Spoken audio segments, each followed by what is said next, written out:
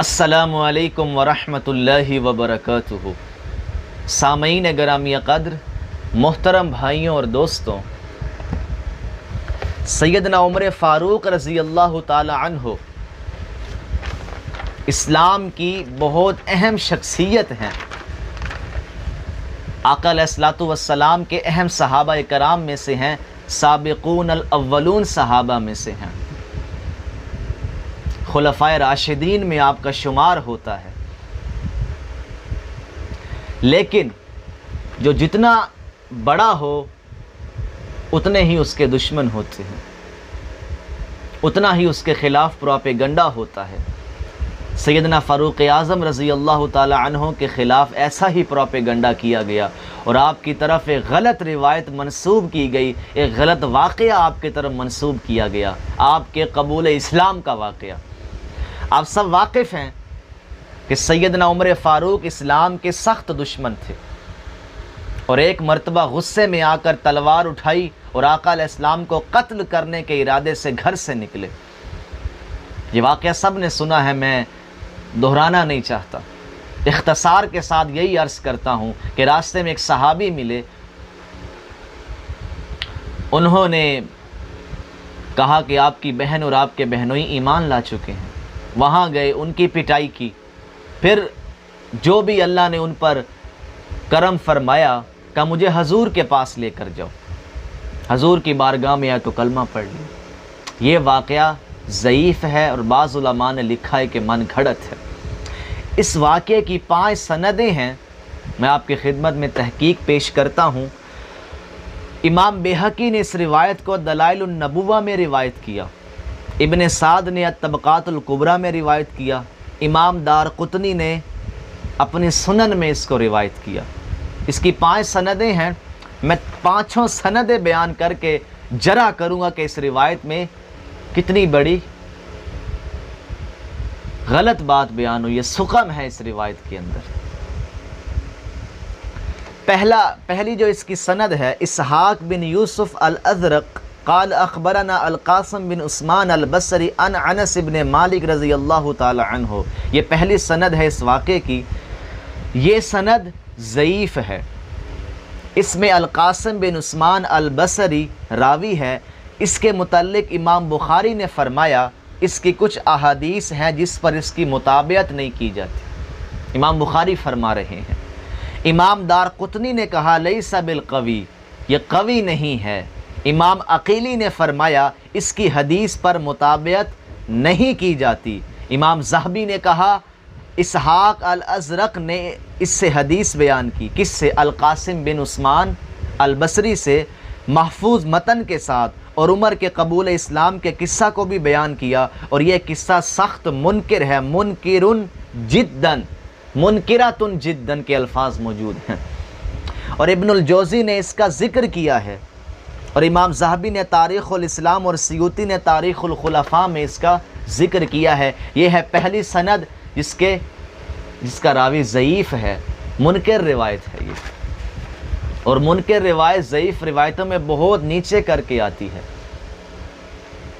دوسری سند امام طبرانی المعجم الکبیر میں بیان کرتے ہیں، احمد بن محمد بن یحییٰ بن حمزہ ثنا اسحاق بن ابراہیم ثنا یزید بن ربیعہ ثنا ابو الاشعث عن ثوبان، یہ سند ہے۔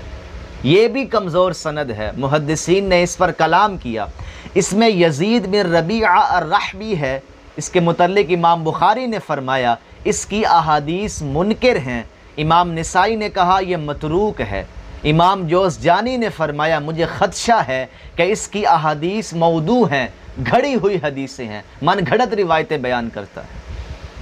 امام ابو الحاتم نے کہا ضعیف الحدیث اور منکر الحدیث ہے۔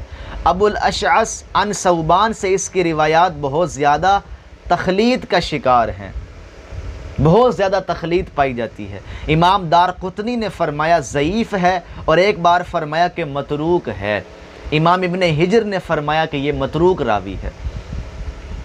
لیجئے تیسری سند، امام بیہقی نے دلائل النبوہ، ابو نعیم نے حلیۃ الاولیاء میں، ابن الجوزی نے الحدائق میں، امام بزار نے اپنی مسند میں، اور ابن الاسیر نے اسد الغابہ میں اس قصہ کو بیان کیا۔ تیسری سند عن اسحاق بن ابراہیم الحنینی ثنا اسامہ بن زید بن اسلم عن ابیہ عن جدہ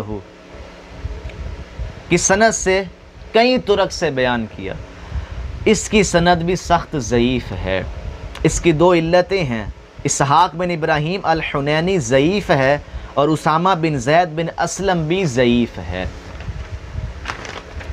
یہ ان کے ضعف کا بیان کن کتابوں میں آیا ہے وہ نیچے حوالہ میں سکرین پر شو کر دوں گا، سکرین پر حوالے آ جائیں گے۔ 3 سندیں بیان کی۔ چوتھی سند ابو نعیم نے دلائل النبوہ اور حلیۃ الاولیاء میں اس واقعے کو بیان کیا۔ اسحاق بن عبداللہ ان ابان بن صالح ان مجاہد ان ابن عباس، چوتھی سند یہ بھی کمزور ہے۔ اس میں اسحاق بن عبداللہ بن ابی فروہ ان کے متعلق امام بخاری نے فرمایا تارکوہ، یعنی محدثین نے اسے چھوڑ دیا تھا۔ امام احمد نے فرمایا میرے نزدیک اس سے روایت کرنا حلال نہیں۔ ابن معین نے فرمایا لیس بشیء، یہ کچھ بھی نہیں ہے۔ ابن سعد نے فرمایا یہ منکر احادیث بیان کرتا ہے۔ عمر بن علی، ابو زرعہ، ابو حاتم، امام نسائی، امام دارقطنی اور ابن حجر نے اسے متروک قرار دیا ہے۔ چوتھی سند بھی ضعیف سے ضعیف تر ہو گئی۔ اور اب آئی ہے 5ویں سند۔ ابو نعیم نے حلیۃ الاولیاء میں اس قصہ کو بیان کیا، حضرت عمر کے قبول اسلام کا کہ حضور کو معاذ اللہ وہ قتل کرنے کے ارادے سے گھر سے نکلے تھے۔